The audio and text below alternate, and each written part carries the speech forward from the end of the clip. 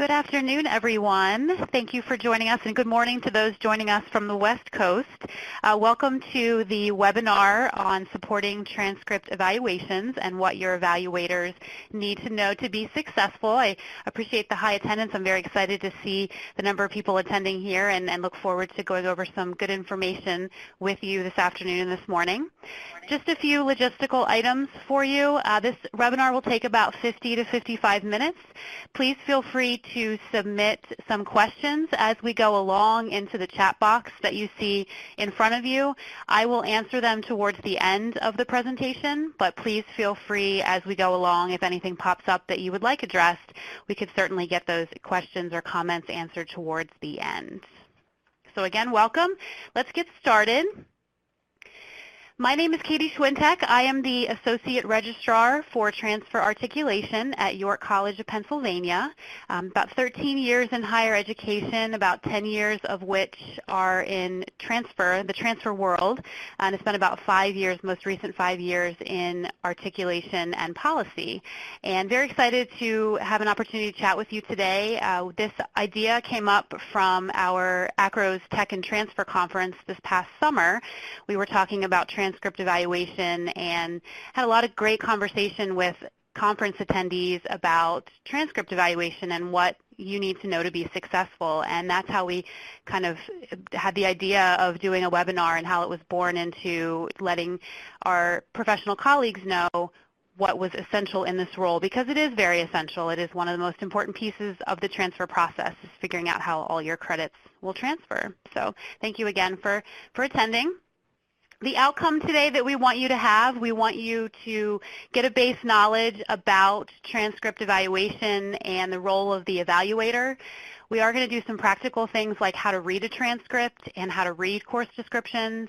We're going to touch on technology and the role that plays for the transcript evaluator, and then finish up with some information about professional development and networking and how that can help you in this process, whether you are an evaluator yourself or whether you supervise the role of the evaluator. Professional development absolutely plays a lot into how your evaluators can be successful in this role. So this is what we hope you learn today. As we go through the webinar, I will be sharing some helpful hints that I've learned along the way as a transcript evaluator. And as we get to those slides, you'll see them labeled as helpful hints, but feel free to ask questions about that as we go along. So first up, we will break down this list one by one, but I wanted to show you what the areas that we want to address today. These are the list of the successful points for transcript evaluators. As I mentioned, we will go through one by one. There are 10 of them, and we will take them one by one and talk about them in detail and show you some examples as we go through. This list will be available again at the end of the webinar, so if you are taking notes right now as we are going through, you will see this list again. Let's get started with the first one, and that is knowing the types of credits. As a transcript evaluator, you are responsible for looking at a transcript and knowing what you are seeing in front of you. And the very first thing that you will notice there is a big difference is the types of things that are in front of you. No transcript is the same, no course is the same. So these are some things that you have to differentiate when you put your eyes on a transcript to evaluate it. The first one is the numbering system. Every school has a very unique set of numbering systems. Some even go below a 100 level, just the way they number their classes. So we like to show students that you have a lower numbering system doesn't necessarily mean that it's not going to transfer. You have to figure out what that institution is doing for their credit system. Also, it's good to differentiate graduate versus undergraduate coursework, because that will matter in transcript evaluation, whether the student took the course at the undergrad or grad level. You can sometimes tell the level of the coursework by the number, and so that's where you have to know that specific institution, and we'll talk about ways that you can do that.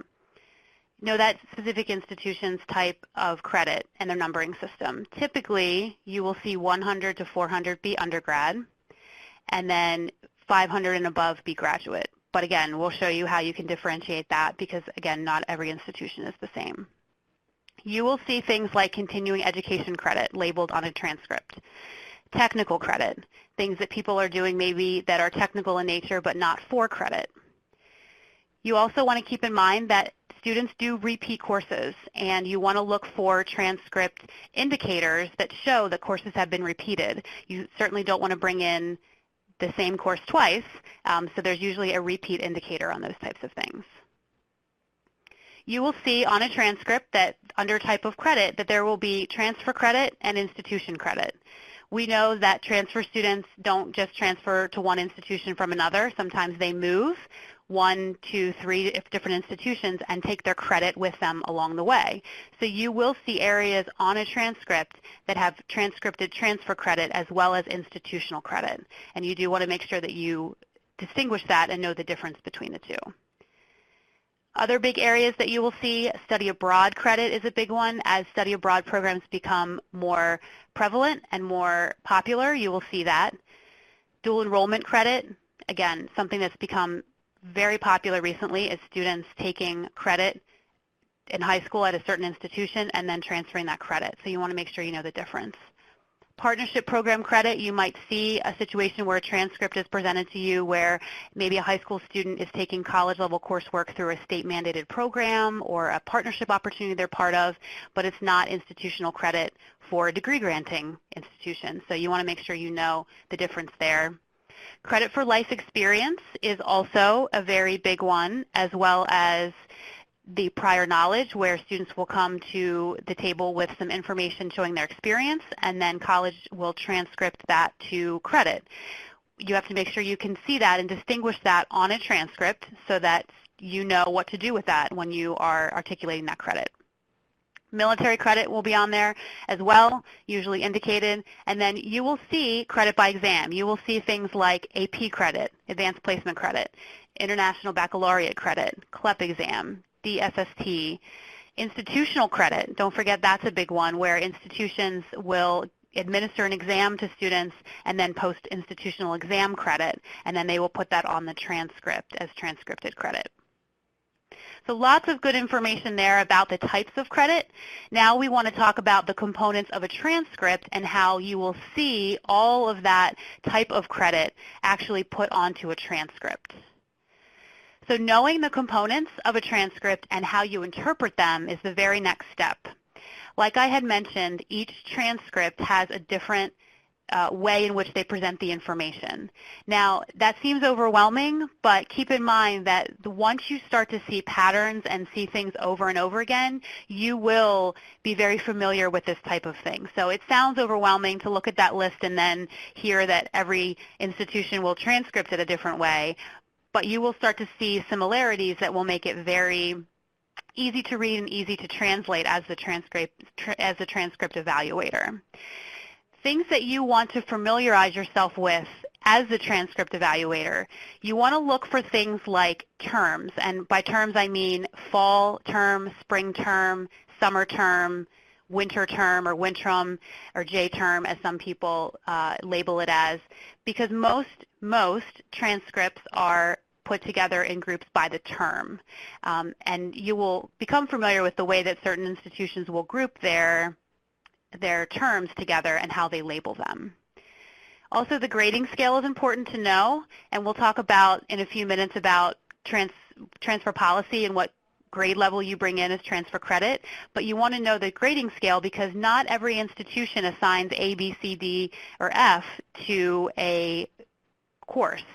I work at an institution where we have numbering grades, so you would get a transcript from my institution and see Intro to Psychology. If they got an A in that class, you're actually going to see a 4 where it says grade and not the letter of A. So become familiar with the different styles of grading scales that institutions will put forward. Credit hour is also important because you want to make sure that you know how many credits is assigned to that class and how that translates to your institution. If you're going to bring in the number of credits that's on the transcript, or if you're going to be bringing in the number of credits that your course that you're equating it to is equal to. Course numbering is also a big one. As I had mentioned earlier, you will look at the level, and sometimes that will help you determine whether that course is being transferred. So below 100 level, if that means remedial at that institution, it would mean a different situation with transferring credit in. So become familiar with what that course numbering looks like so you're able to easily distinguish it. You will see general education designations on transcripts, and that is important for a couple of reasons. You will know where that fit into that institution's general education structure. Sometimes that's important for transcript articulation, and sometimes that's just enough to show the transcript evaluator where it will be placed.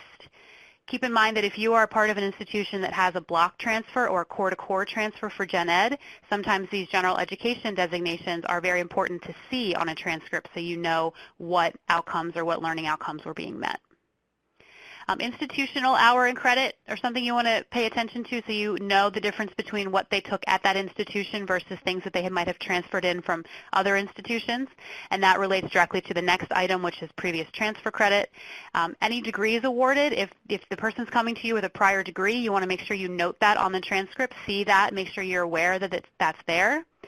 And then every transcript in some way will give you information about the student's academic performance, so their GPA, how many hours they attempted, how many hours they've completed, what their GPA will be. And that will be available in some way. Again, not all standardized, so that will be definitely something you'll want to look at each institution. So to help you, to give you some examples of what a transcript will look like, I have a transcript in front of you that shows a couple different things, and I tried to highlight them in relation to what we just went over. The first box at the top, or the first circle, I should say, at the top, is actually indicating somebody's degree that was received. It says degree awarded, Bachelor's of Science, May 5th, 2005. It has their honors designation on there. That's something that immediately I'm looking at and knowing, okay, this transfer student has prior degree. How does that change the way, if any, how does that change the way I articulate the credit? The next more oval shape down that's directly to the right of the number 2, that actually shows transfer credit from another institution. So this person's transcript shows they have 15 hours of transfer credit from another institution. And then right below that, the smaller oval says the words institutional credit. So that will show you that the beginning of the credit, what the student earned at this institution, starts here. Everything above it is going to be transfer credit. So it's good to find on a transcript those words, institutional credit, or a way in which you can determine maybe the term so you know where prior learning, prior credit, prior transfer credit lives on the transcript, and then where does that institution begin the coursework that that student has taken at that institution. You can see the next one down, the next circle, yellow circle down, indicates the grades that the person has received. You will typically see this next to the course in which they took, but that doesn't always mean it will be there, but it'll be grouped together somehow. So you should see the course number, the title of the course, the grade, and then the grading scale information, so quality points, things like that. And then the arrows that I have indicated just show you, at least this example, shows you where the GPA successful completion hours lives. So it has 3 arrows there that indicate the GPA hours, the earned hours, and then that semester GPA for that student, which is different than the overall GPA for that student. So a couple different ways that you can see how that list of items that was presented actually shows up on a transcript. One thing I did want to show you is on the previous slide, you will see it said issued to student. This new transcript actually shows official. And for a lot of institutions, that matters. An official transcript should be used for the official evaluation of transfer credit. Now, where this official transcript policy lives might be unique to your own institution, but it is important as the transcript evaluator, the person doing the transcript evaluation, to know who determines official transcripts at your institution, how is that designated on the transcript, and then how does that relate to your job. And what I mean by that is, are you the person determining officials? Do you have a gatekeeper in maybe admissions when the person's applying to the institution that figures out if something's official? What does that official policy look like? What do you deem as official? And then it's important to indicate that somewhere on the transcript. So based on your own policy at your institution, make sure that you as the evaluator at least have a voice at the table or figure out at what part of the process you are part of that process. You want to make sure that official is designated on there somewhere. If you ever have to come back and show somebody something that it was an official transcript, you want to be able to easily indicate that. If I flip right back, I want to show you that one is actually highlighted in yellow with a circle that says the transcript was issued to the student. So that might change the process in which you are deeming something official. So keep that in mind as you are evaluating if you have a policy. If you don't, this might be the perfect opportunity to get one written and instituted at your college or university, but that's an important piece of the transcript evaluation process is do you have in your hands an official transcript?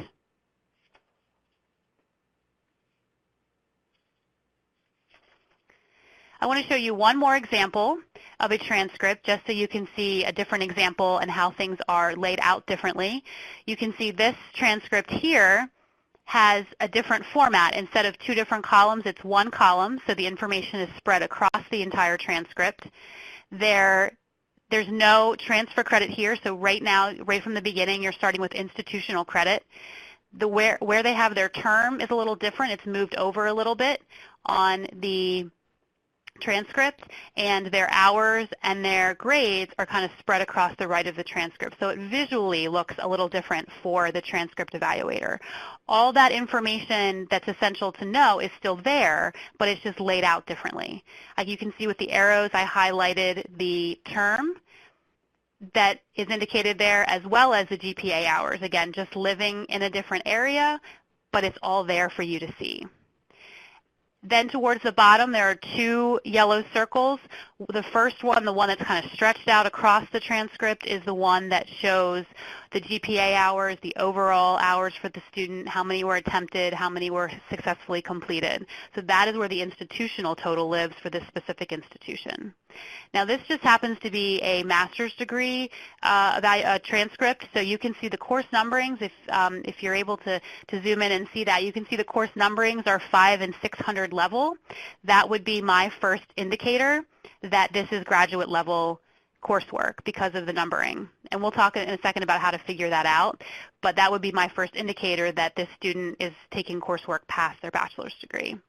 The second indicator would be that degree designation at the bottom, which is the last circle at the bottom of this transcript shows that this person has a bachelor's degree from another institution. So that would be my second indicator in looking at the transcript.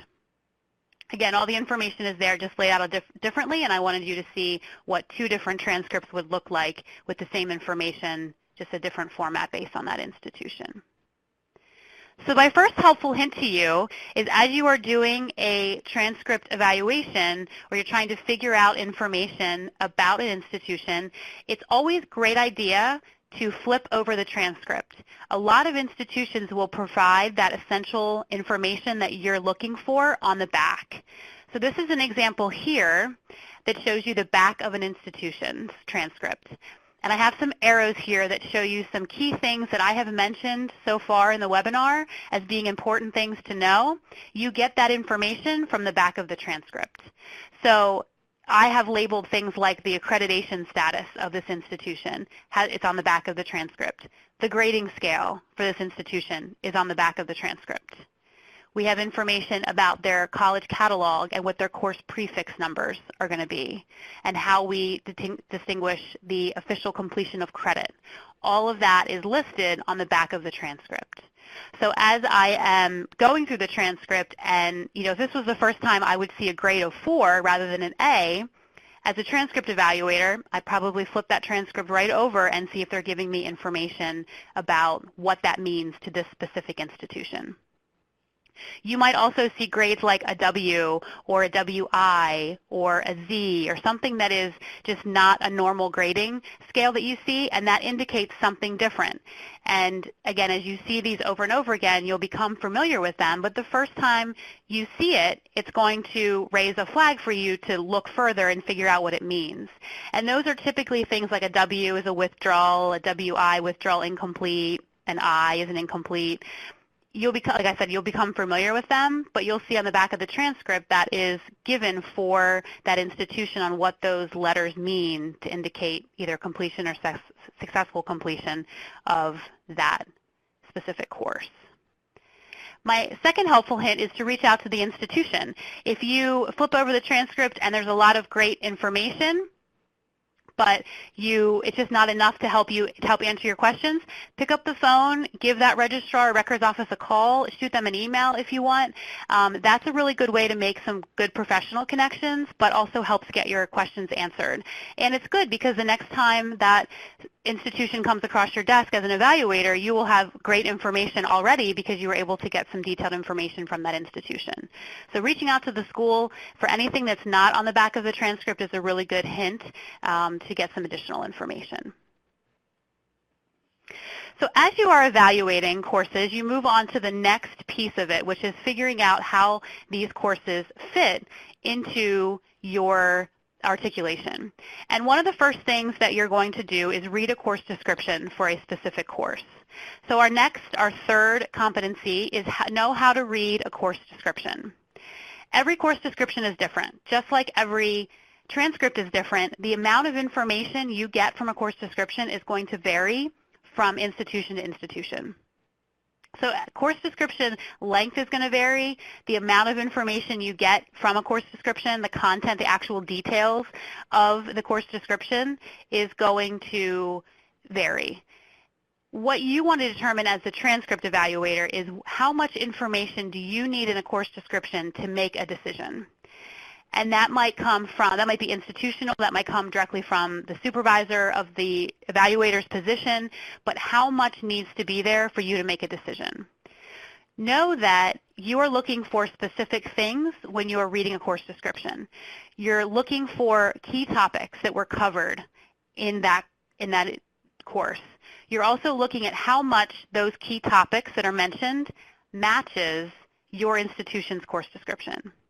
So it's helpful at times to have both the copy of the course description from the institution you're transferring credit in from, as well as a copy of the course description at your institution. It makes it very easy for you to compare the two. Look for content match. Look for the topics that are covered. Is that enough of a match, a content match, to make it equivalent to your course at your institution? The industry says about 70 to 75% is a good content match for an evaluation, but you obviously want to make sure that you are checking with your institution's policy on what they look for content match. Also checking the level of the coursework is important, so looking at that number and determining what that number means at the institution to figure out if that level is appropriate to make equivalent to a course. Can you bring in a 100 level sociology for a 200 level? Depending on your institution, that answer might change, but you want to make sure you know what level it is. Prerequisites are also an important one. Sometimes course descriptions provide them, and if they do, is that important to your transcript evaluation? Is it going to matter what that institution's prerequisite is? Some institutions say yes, some say no, but it's important to know. And then you're going to look for the total credit hours. A lot of course descriptions will give you credit hour information as well as how many hours that means in the lab or in the classroom. Sometimes that information is provided to you, sometimes it's not, and that's where you have to do your due diligence in getting that information from the institution. So let me show you an example of two course descriptions. American Government, typically a 100 intro level at an institution, that shows you the varying levels of information that you can receive from an institution. Both of these are from two different schools. They're not from the same institution, both from fairly large public institutions. The first one sentence, tells you we're covering the American political system. It's offered in fall and spring. The second one, American Government, gives you a lot more information. It's telling you topics that they cover. It's telling you a little bit of theory that they cover. It's telling you what systems and processes they cover.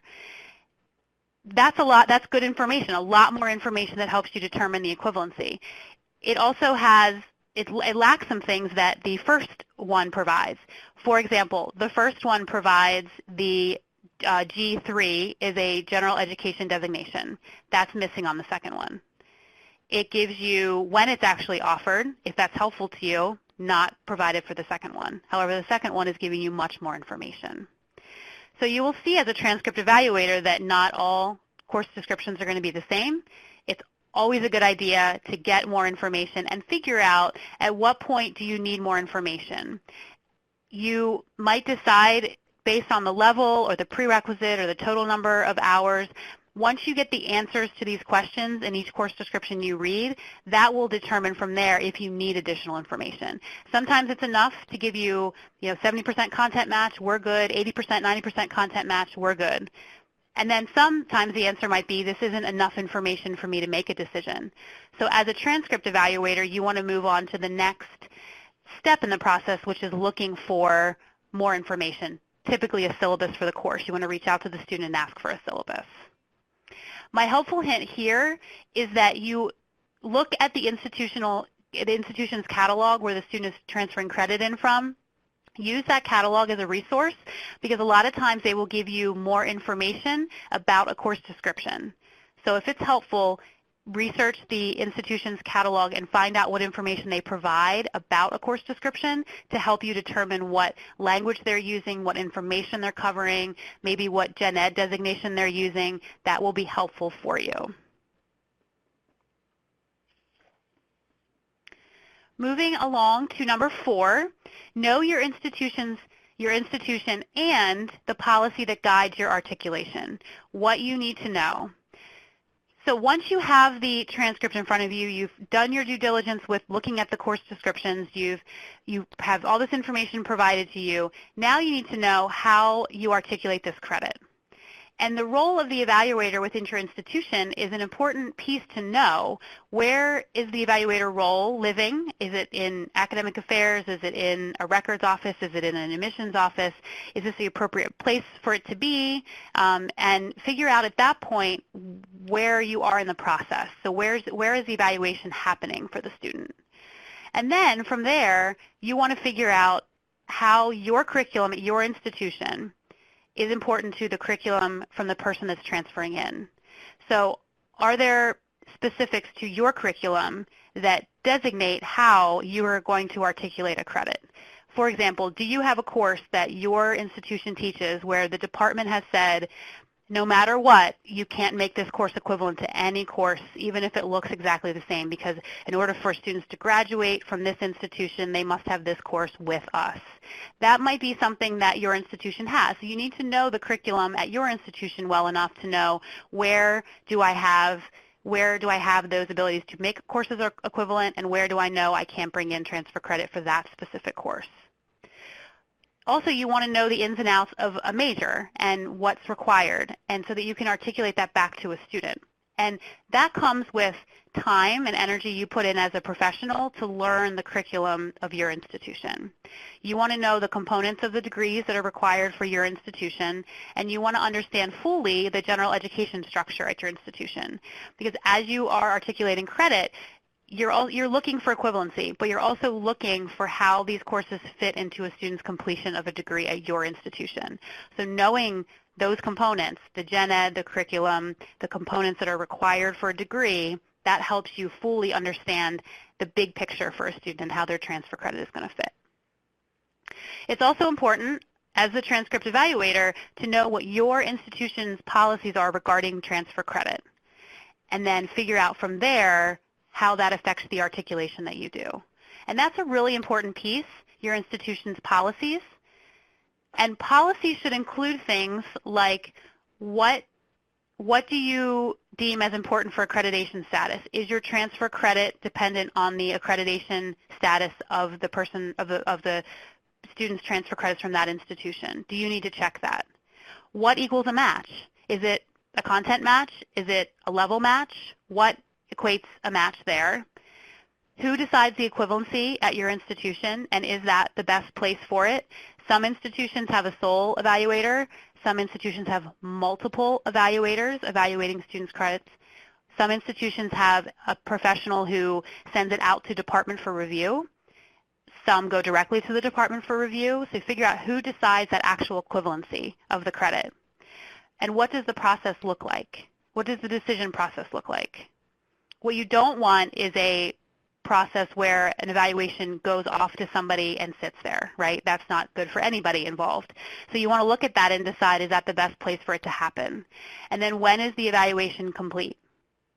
Is it completed at the admission to the college? Is it at deposit? Is it at schedule? Whatever part of the process that it happens. And who's responsible for informing the student of the official evaluation? Does it come from admissions? Does it come from academic affairs? Does it come from the department? Is there a limit to the number of transfer credits you bring in? Most institutions limit it to something, know what that limit is going to be. Some actually get more specific and say, we will limit the number of transfer credits that come into your specific major or into general education. Remember residency requirements. This is typically a requirement towards the end of a student's degree that designates the number of credits a student needs at your institution in order to graduate. That's an important piece, and make sure that you know what that is so that you're not putting a student in a situation where you bring in too many credits to the point where they can't meet that residency requirement, where they have to do additional work to meet it. And then the last question is probably the most important, is are these policies and procedures benefiting the student?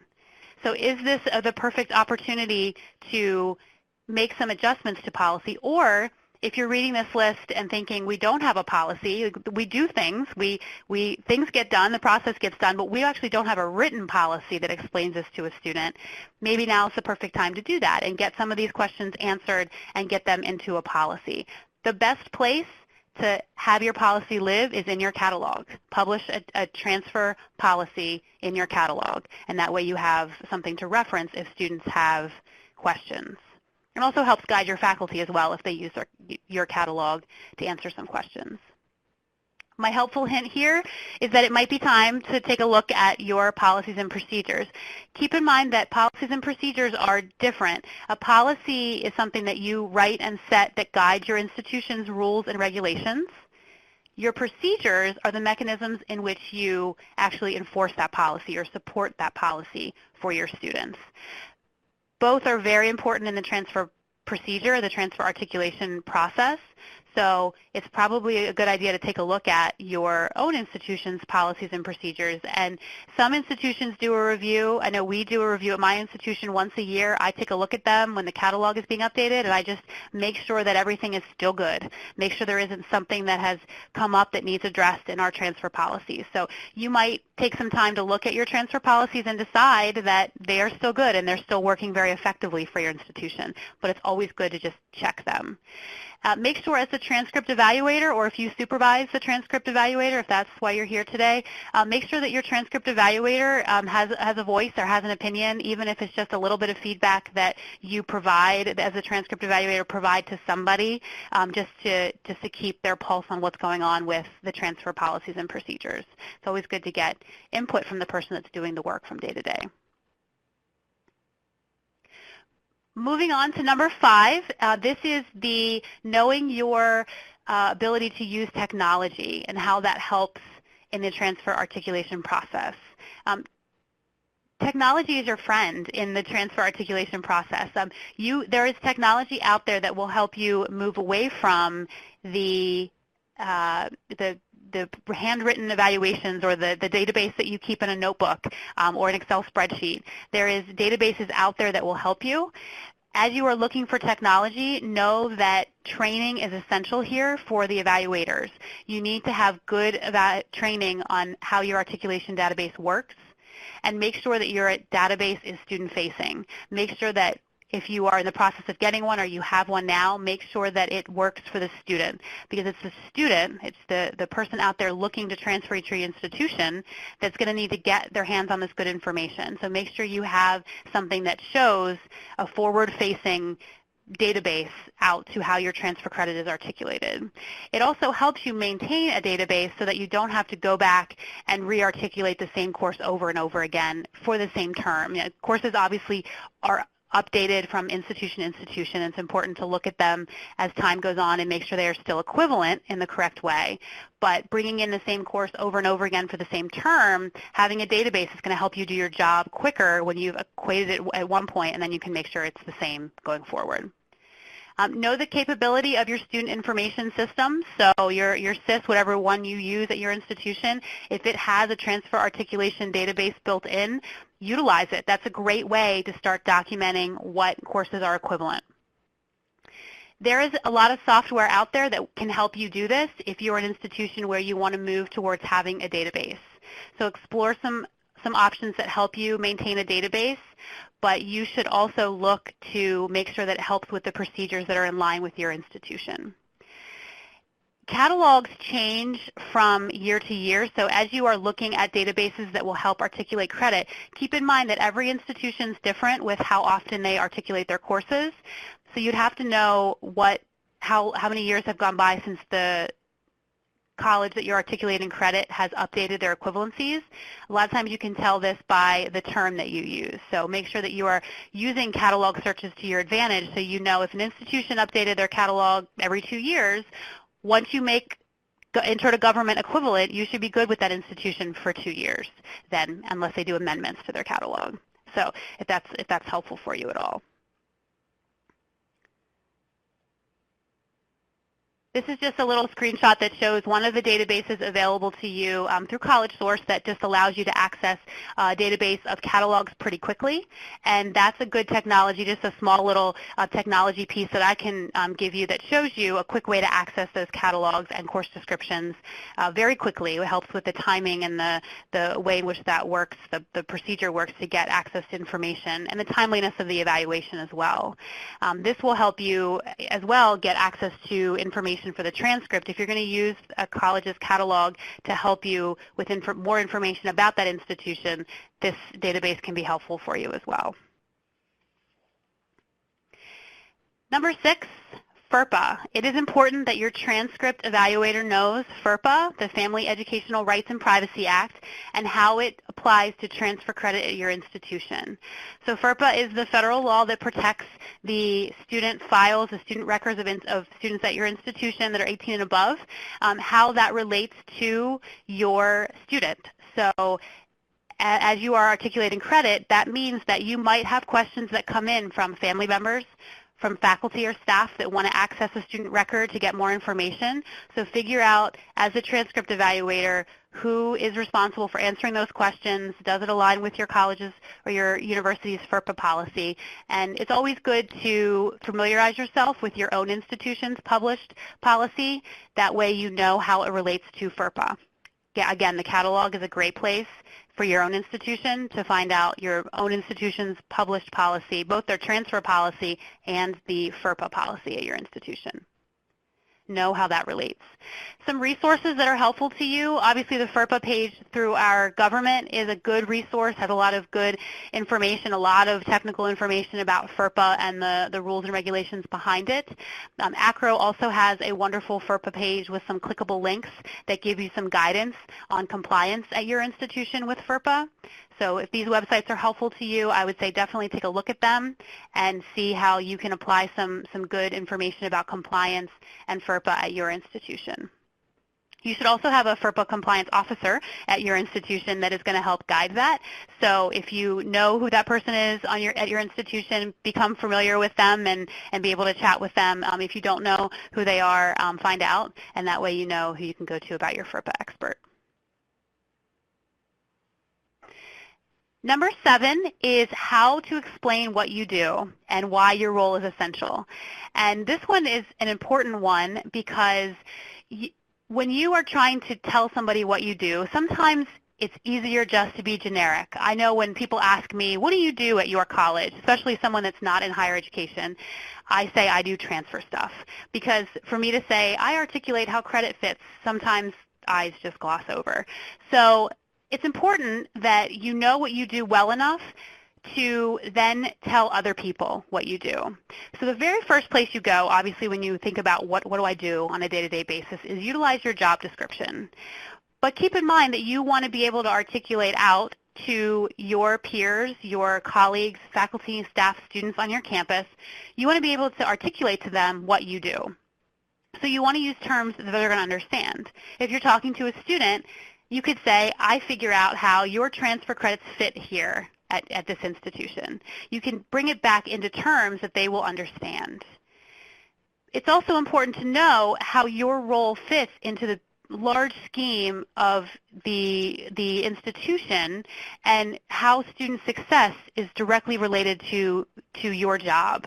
And that's what I do a lot of times at my institution. I have to remind people that the transfer student success, a big piece of the pie is my piece of the pie, which is how students' transfer credits fit in. And that's sometimes when you explain that to faculty and staff on your campus, they really understand the articulation piece and how students' degree completion factors right into that. Make links between what you do on a daily basis and your office's mission. So whether you are in academic affairs or advising or the registrar's office or admissions office, enrollment management, whatever your office's mission is, figure out a direct line between what you do as a transcript evaluator and how it relates to your office's mission. Bigger picture, the institution's mission is also important. Make links between your own job and the institution's mission. And then you're able to articulate that a little better. So when somebody says, what do you do, you're able to say specifically what it is, what part of the process you are part of, what decision making you have, what policies you've written, how those policies help guide articulation. The more you become familiar with it, the better I think your colleagues and your peers and the students will understand. It's also important to get this information out to people. As much as I can, I always bring up transfer in different meetings I'm in so that they can understand that it's a piece of the conversation. It's not always the traditional student that needs to have some policy written or some procedure or some decision making around. So if you have the capability to introduce transfer articulation in different areas of your job, make sure that you do, because that will be very important to get the word out consistently, the message out to the faculty, staff, and students that are on your campus. But start with what you do on a day-to-day basis, and then turn that into terms that you know people, your constituents, what they can understand on your day-to-day basis. But the important piece here is that you have to be able to explain what you do well enough that people understand the importance and the value in what you're doing as the transcript evaluator. Number 8 is how to build relationships. So moving along with how you can explain what you do, you want to make sure that you build strong relationships on your campus with people that will help you do your job well, help you be successful. And one of the first stakeholders that you have, one of the most important stakeholders that you have are your students. They are your first priority. You want to make sure that you are, as a transcript evaluator, doing the best job to bring in the credits well enough that it fits in the degree completion to make sure the student is successful and that they complete at your institution, that you are serving them well. So you want to make sure that you build strong relationships with your students, the ones that you are serving on a day-to-day basis. And that's as simple as, returning the calls, returning the emails, telling them, reminding them that you're a resource for them when it comes to transfer articulation. But also keep in mind that there are several other people that you interact with on a day-to-day basis that are going to affect your job. Your supervisor, the senior level administration at your institution, obviously your president, faculty that make decisions, deans and department chairs that own the curriculum that you are trying to articulate credit towards, the families of the students. They have a very vested interest in how credits will transfer and how that gets them to successful degree completion. You will get calls from families asking questions about transfer articulation. Your colleagues on your campus, the ones that can help you do your job well and ones that you can help them do their job well because you're able to explain what you do and how your job is important to the role of bringing that transfer student in or that high school student that has dual enrollment credit, whatever it may be. And then keep in mind that a lot of transfer arena things involve partner institutions. So you might have to interact on a regular basis with the administration or your colleagues at partner institutions, and that you have good relationships with them. And you will find that as you do transcript evaluation, those relationships that you build are very solid, because you're able to pick up the phone and ask a question to somebody that, you know, if you go back 3 years when maybe you first started, you would think, oh, I just looked at this transcript, I stared at it for a couple minutes not knowing what to do. Fast forward to those strong relationships you build, you're able to pick up the phone and call somebody and get an answer right away. And the flip side of that is that when you build strong relationships, you are able to have people seek you out for advice. When you have really strong relationships and become very knowledgeable in your area, you might have your colleagues and your faculty coming to you for questions. And that takes time to build, but they are important relationships to build. So don't forget those interpersonal skills that you probably see in every single job description, strong communication skills, strong organizational skills. Those are important for this reason, building those strong relationships. Establish good professional autonomy so that people are able to trust you with transfer articulation. Make good professional connections. Make sure you have an opportunity to network with other professionals in your career. Everything that I would say I've learned in the last 6+ years has been connections I've made with people and learning from people in my field that were experts. And so I take an opportunity to soak up as much as I can of their brain and their knowledge of what they have, and then I use that in my professional career to educate others. So networking is key. Professional connections are absolutely key.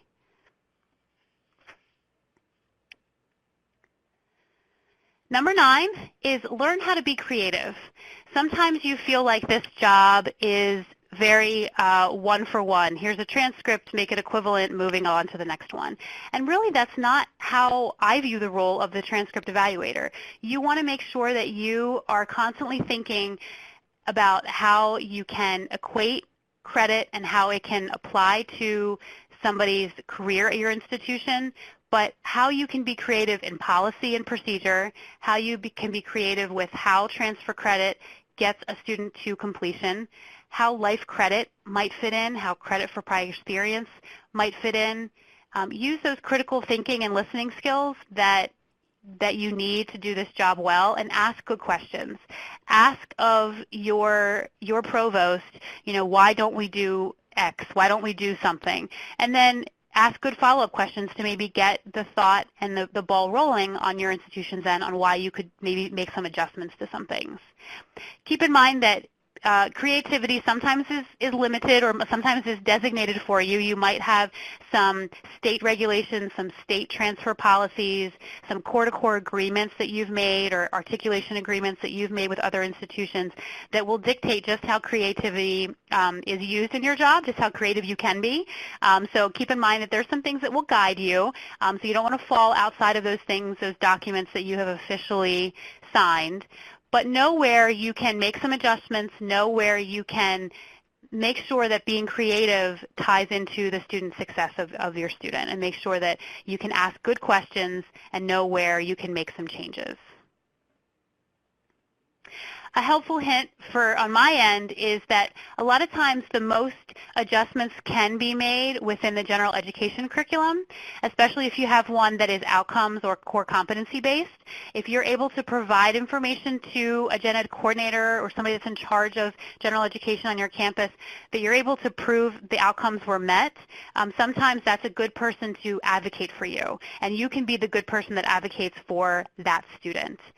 So a little helpful hint there is when you're looking for ways to be creative, sometimes those ways are to make some good professional connections with people on your campus that will help you make good decisions for the student's success and where those transfer credits can articulate and fit in for the student's degree. And that might look different at every institution, how gen ed is structured, how your major is structured, but keep in mind those people do exist on your campus, and it's good to make good connections with them. Lastly, things that help you do your job well are only going to lend themselves to your success as a transcript evaluator. So there are plentiful external resources available to you that will help you in your professional world. any sort of professional development that helps you is going to be beneficial to you. I remember a couple of years ago, a American Council on Education seminar was happening at a local community college. It was an hour long, and I looked at it and I thought, I could benefit from this. It's only an hour long. It's not a conference that I have to fly to that's 3 days long. I can go here, and in 1 hour, I can get good information. So professional development looks different in a lot of different avenues, but utilize it as much as you can. Make sure that you are looking at the accreditation documents for your state or your institution, because a lot of times there are some articulation guidelines that you must follow in your role as the transcript evaluator. So make sure you have copies of that, and make sure you know when those different documents are updated so you have the most recent articulation guidelines. Look at the state guidelines if that's something that's specific to your institution. Keep in mind that a lot of state-mandated articulation programs or guidelines, sometimes they will host information sessions or professional development around that, so utilize those opportunities to go to your state and learn about those specific policies. Listservs are incredible. ACRO has a listserv specific to transfers. They also have a registrar one as well and an enrollment management one. Use them to your benefit. If you have a question that you want to know how other institutions do something, then put it out there on the listserv. You have a lot of colleagues out there that are happy to provide information to you about how they do it at your institution so you can get best practices in that and the way in which your colleagues handle certain situations. There are publications available, white papers. The American Council on Education has a great guide about credit, military transfer credit guides.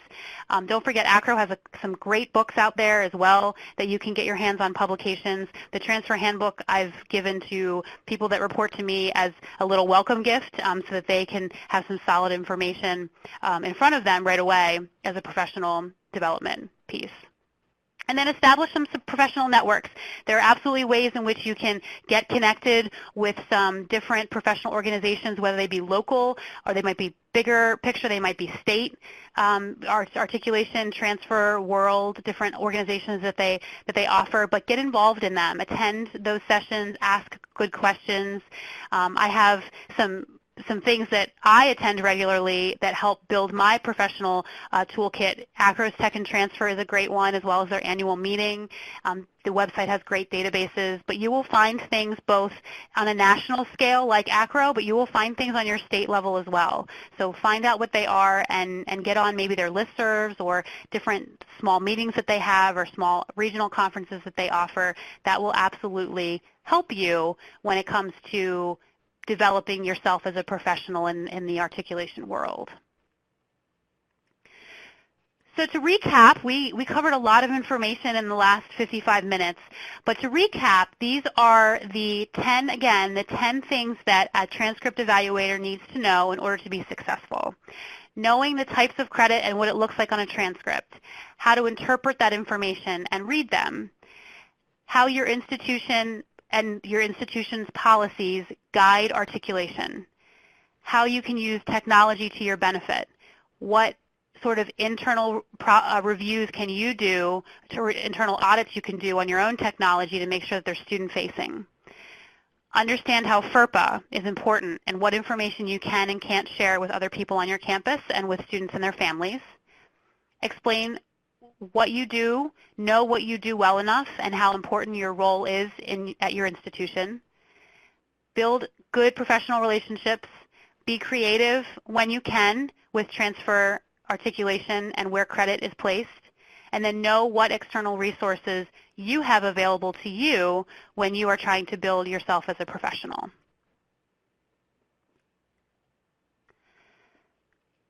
So at this time, I am going to go through the questions that were asked during my presentation and kind of give you some feedback.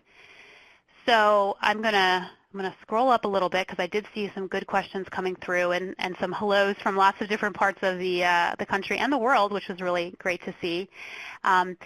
Somebody asked, how often do courses need to be articulated or reviewed for articulation? I would say establish a policy at your institution that makes sense. work with your supervisor and maybe some articulation professionals on your campus, maybe some faculty members, and decide. Sometimes your review of credit is written into articulation agreements that you have.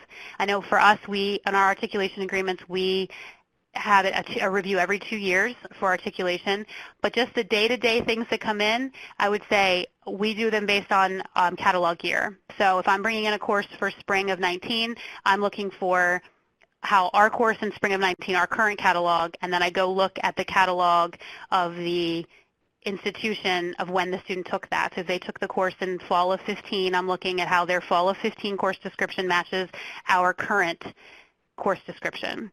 Once I make that equivalent, I'm good for the rest of spring, but our catalog year is going to change in fall because we update once a year.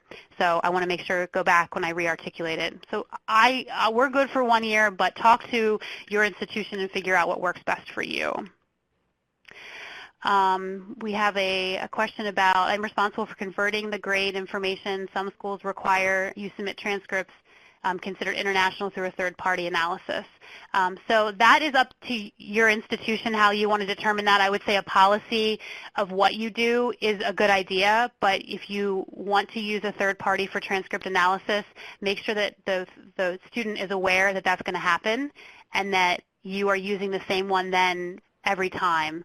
We've run into situations where we use multiple variables and that it doesn't benefit the student. So make sure you're using a third party that is reliable, that you've done your research on, and that they're providing the same consistent information.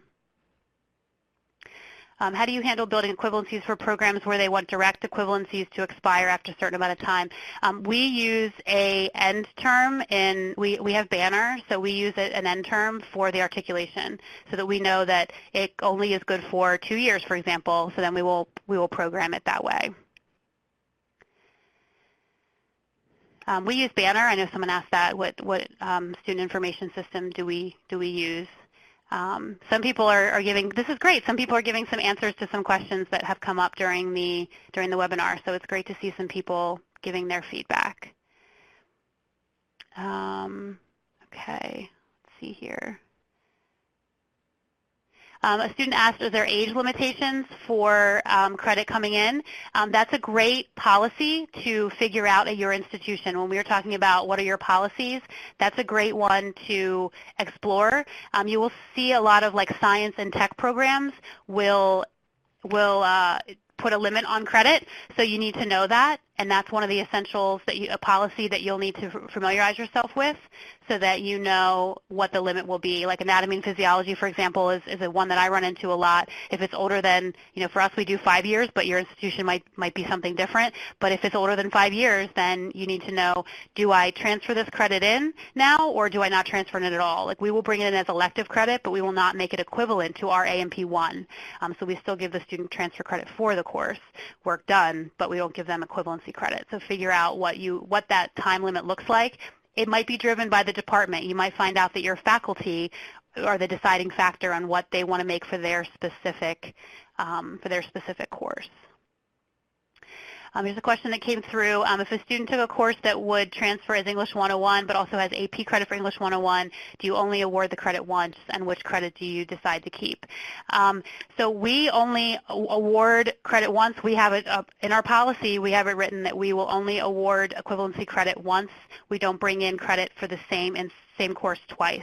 And we go based on what was provided to us first. So if the student provides AP credit for English 101, then that's what they would get English 101 credit for through AP. If I then get a transcript from dual enrollment that shows that they took what is equivalent to our English 101 at our institution, we send them a letter saying thank you for sending your transcript to us, but we have already awarded credit through a different avenue. So that's how we award that credit. What is the industry turnaround time for transcript evaluations? That's a great question. So it really depends on what you're trying to do as an institution. Some institutions want to provide the evaluation with the accept letter, and that means your turnaround time has to be pretty quick.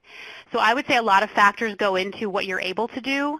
The number of people that are doing the job is an important factor to consider when you think about evaluations and the turnaround time, at what point in the process you're providing it. Are you waiting for someone to be accepted and then you get the information? Are you doing it with admissions? Are you in admissions and actively doing them as people are getting their files decided? There's a lot of moving pieces that go into that decision. I would say I probably wouldn't let the evaluation turnaround time go any longer than like 7 to 14 days, a week to 2 weeks. And I would couple that with whoever's providing the communication out to the student on when they're getting their evaluation, make sure that matches. So if it is a 2-week turnaround time, make sure whoever's communicating with the student says you will get your evaluation in 2 weeks. That way the student isn't expecting it tomorrow. They have a timeline, a guide in their own mind of when they're going to get it, but then make sure that the way in which you evaluate them and get them in the student's hands match what you're telling the student. I wouldn't let it go any longer than a week to 2 weeks. We know in the transfer world that students sometimes shop around, so if you're not the first or second person to provide transfer credit information to the student, they're going to move on. So make sure that you're providing it in a timely manner. I would say a week, at most 2 weeks. The next question, when does York enter transfer credits into Banner before or after the evaluation? It's actually done at the same time here at York College. We evaluate them and then we will enter them into the system as we're evaluating them. So it happens, that process happens at the same time, which is a good question. Some of you might find that you have staff large enough to have it happen separately. We are a smaller school. We have about 4,000 students here. We bring in about 300 transfer students all year round, so we're able to manage that with one person, but so it happens at the same time. It looks like you need a membership. Yes, you do need a membership in order to access College Source, so definitely take a look at what memberships they offer. We think it's worth the cost on our end because you are utilizing so many catalogs and course descriptions throughout your job that you take what can take 10, 15, sometimes a half an hour to find, and you have it in a database that you can get your hands on it in a matter of seconds. So that's a really good resource for us that we've found is worth the money that we spend. How do you respond to admissions requests for a faster turnaround as a recruiting issue? That's a great question. We understand that getting this information in the student's hands is important, so we try to work with admissions to get requests done for a faster turnaround. Our turnaround time is a few days. We tell the student within weeks, but we try to get the information in their hands within a few days. I work closely with admissions to provide that information for them upon request, so they could certainly send me a message saying I need this person's done tomorrow, and if we're able to do it, we try to handle it as best we can. That obviously changes based on my office is in the registrar's office, so when registration opens and there's lines of people, and I will say to admissions, like, I can get this to you in a timely manner, but it won't be this afternoon. But we handle those on a case-by-case basis. Another question about turnaround time. Is this the only hat I wear, or do you have other duties that balance articulation credit all around? I do a couple different things. I work with some partnership programs on our campus, and we do some dual enrollment and some high school partnerships. So this is primarily my job responsibility, but not 100% of my job responsibility. And to give you background, and this might be helpful for people out there that are looking to reorganize, the transcript evaluation about a decade ago came in under one position in the registrar's office. It was done by admissions previously, but the institution took a focus on transfer evaluation and decided to house it under one place. So that was a change in focus, and with our size, we determined that one professional position would be enough. Now, your institution, another institution, you might find that the volume that comes in might warrant a second position. So that's something to consider when you're thinking about the duties of a person, if transfer credit evaluation is going to be one sole position or if it's going to be broken down into several on your campus, and how many people do you need to make sure that you are providing quick turnaround time to the student. Do you provide evaluations for a student not admitted to your university is the next question I received. Great question. We provide unofficial evaluations. So I have worked to train our admissions team to give some unofficial evaluations, and then they write that all over the place when they hand back the documents to the student and let them know that they do not get their official evaluation. I also do meet with students, sometimes a little more complicated evaluations. The admissions team has asked me to step in and provide some guidance and meet with the families and the students myself. But we will provide unofficial evaluations to people that are not admitted to your university.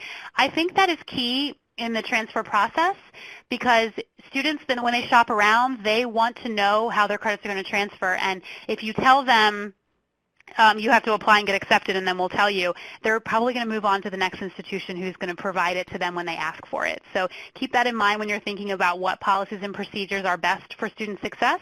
If you can provide unofficial evaluations to them, and I usually say to my student, if your unofficial will look exactly the same as your official as long as what you provide me officially looks exactly the same as what you're providing me today. So that way they know that it's not going to change much based on official versus unofficial. But that is an important piece. I think that if you don't do them at your institution, you should consider doing them, strongly consider doing them because the transfer student wants to get their hands on that information. Do you require all your transcripts submitted prior to acceptance to be reviewed? I think that might relate up to the evaluation piece. If they provide unofficial documents to us, we will provide unofficial transcript review to them. That honestly, another helpful hint in my opinion, that took me some time in my role to get used to.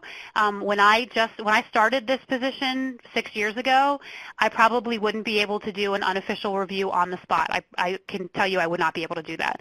But now that I've become so familiar with the way transcripts look and what information is provided on course descriptions, having access to technology, it helps me provide on-the-spot unofficial evaluations. So if that's helpful to you in the process, it definitely takes some time, but you can get there. I promise you can get there. How do you manage multiple evaluators? A couple things. One, accountability.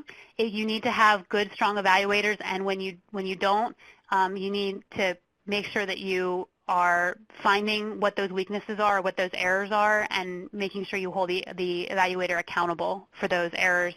And if it's not the best job for them, it might not be the best job for them. We're not all transcript evaluators superstars, so and that's okay. If the person doesn't find value in that job and they're not doing a good job, then it might be time to have a conversation with them. But there's definitely attention to detail is huge in this position, and you want to make sure you have one person that is managing that process. That is essential. If it's happening with more than one person, you want to make sure that it's consistent information across the people doing it and that you're providing good, detailed information out to the students. Next question is, how do you handle course appeals? That's a great question. What we do is we have an official appeal process, and that is part of our transfer policy so that students know what process they have to go through. They first appeal it to me, and then I would send it to the department, so I'm kind of like the gateway or the clearinghouse at that point. I will ask the student for more information, and then I will communicate with the faculty member to do the review to appeal how the credit fits. And we have a process for that that's outlined for students. So that's a great question. It's important to have that process for students so that they know exactly what to do when they want to appeal a course to somebody. Any other technology you would recommend? I would say that we're a paper process, start to finish. Wow. Well, if you're looking to start somewhere, then maybe start putting them on an Excel spreadsheet so that you aren't using 100% paper process. And then look at your student information system and decide how your student information system will help you in starting to maintain a database. I would say College Source is a good place to start when you're looking at some different options for yourself. You can utilize the websites of the actual institutions if you want, but going to a professional conference I think will help you make huge steps in figuring out what software will work best for you. You have to figure out which one works best for your institution, but you have an entire room full of people that have technologies available to you that can help you. So if you can go up to each one of them and explain what you're trying to do, they will probably tell you how they can best fit that. ECTS, some European credits, how do we equate them? We actually use them we bring them down. 1 ECTS equals 2.5 credits for us. So just to give you an idea of how that works, I'm sorry, 2.5 ECTS equals 1 credit for us. So we equate it that way. There's, if you just Google that, there's a lot of good equivalency websites out there that will show you how those European credits fit for your transfer credit. International credit is a whole other area of transfer credit. I hope to see more information about that at ACRO's conferences, maybe a future webinar. So keep your eyes open for that, maybe coming down the pike in the next year and a half for international credit evaluations. I wish I had another hour I could tack on. We could talk all about international credit evaluations.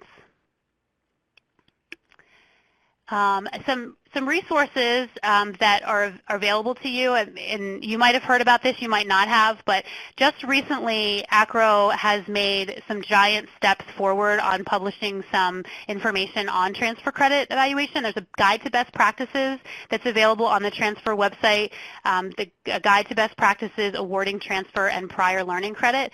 So if you're on ACRO's website and you want to download that guide, it is immensely helpful. I've used it in my day-to-day. I've used it in meetings that I've been part of, so that's a really good resource for you if you're looking for something related to ACRO.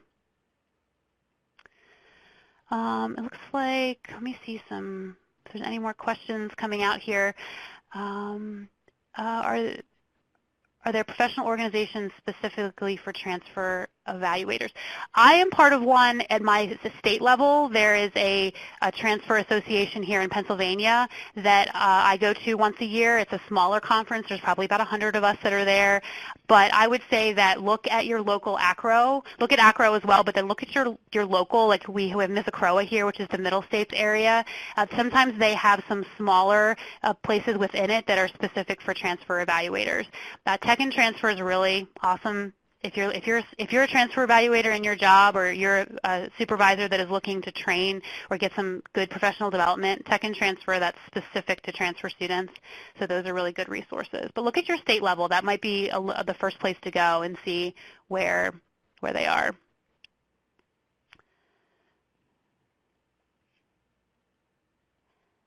I think that the webinar will be downloadable. I know that question just came across, so I think that will be. And keep in mind that how your transfer credits get applied at your institution is all determined by your own policies and procedures. So that will be something that's essential for you as the evaluator to have a good, strong handle on what your institution, what those policies are and what they're willing to do. I appreciate everybody coming today. It has been a great questions. I love seeing the dialogue and some people giving some helpful information out to their colleagues that are also part of this webinar. My contact information is on the screen in front of you. I love talking about all things transfer, so if you at all have any questions at all, feel free, give me a call, shoot me an email. My email address is up there. You can connect with me on LinkedIn. I also have a Twitter page where I sometimes retweet some transfer-related articles that are important for professional development. So please connect with me. I'm more than happy to chat with you. And I'm at ACRO every year, so if you're going to be in Los Angeles in March, please find me, please connect with me. And I appreciate your time and your great questions, and I hope to meet you or talk to you in the near future. Thank you so much.